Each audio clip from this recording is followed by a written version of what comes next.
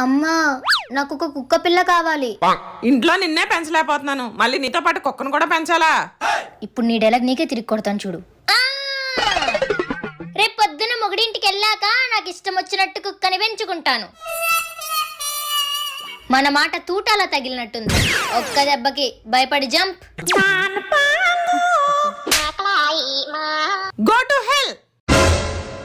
అమ్మో అమ్మో, నీకు ఇప్పటి నుంచే అత్తారిల్లు మీద ధ్యాస మళ్ళిందంటే నువ్వు నా ఇంట్లో ఉండొద్దమ్మా. వెళ్ళి నీ అత్తారిల్లు ఎప్పటి నుంచో వెతుక్కో.